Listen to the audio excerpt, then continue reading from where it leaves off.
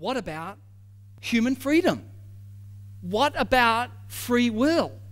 If everything happens because God has willed it, if God controls the actions of pagan kings like Cyrus and sends evil spirits to make prophets lie like he did with Ahab, how can human acts be free? How can we be responsible for our actions? Aren't we mere puppets? And this is the argument from the Arminians and the free will libertarians and the open theists. They said that this is what you're saying, that we're puppets. And the ultimate explanation for choosing what we do is outside of us. And if the ultimate explanation for choosing what we do lies outside of us, then we're not responsible for it. This is how the human mind thinks.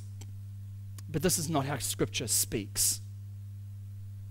Scripture maintains that human beings act responsibly when God foreknows what they will choose, and even when it says that God predestines or foreordains what they choose. You say, how can that be? And my answer is, I don't know. But that's what Scripture states.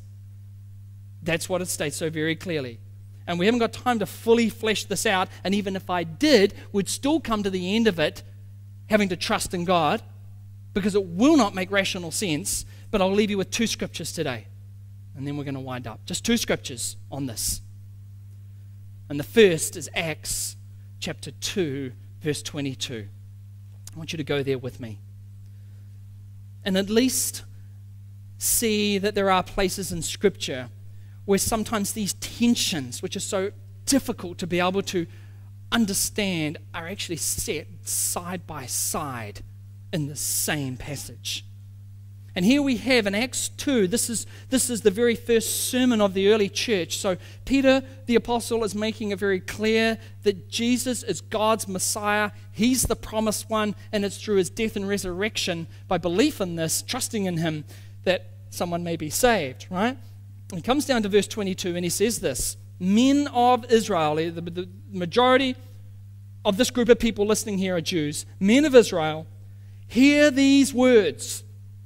Jesus of Nazareth, a man attested to you by God with mighty works and wonders and signs that God did through him in your midst, as you yourselves know, this Jesus, delivered up according to the definite plan and foreknowledge of God, you crucified and killed by the hands of lawless men. All right? So here's a question for you. Who is responsible for Jesus' death? Who caused Jesus' death? Answer? Not sure. All right? Well, let's have a look at the verse. It says God was involved and they are involved, right? So both. God planned it, they did it. God planned it, they did it. And how did those who are hearing this respond to this? Did they go, this is not fair? We can't be responsible if this is according to God's predetermined plan. That means we're not really free. And, they start getting into a big discussion, a theological discussion with them. Is that what they do? They actually don't do that at all. When we come down to verse 37, their response to this is that they're cut to the heart. And they said to Peter and the rest of the apostles, brothers, what shall we do? What shall we do? We are responsible for the Messiah's death. What are we going to do?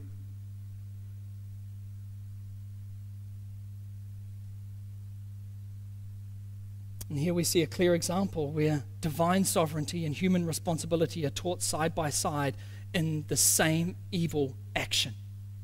Because that is a great evil, is it not? The crucifixion of the Son of God. Is that not a terrible evil? So if God can predetermine this event, evil event, how can he not predetermine other ones? Well, he can.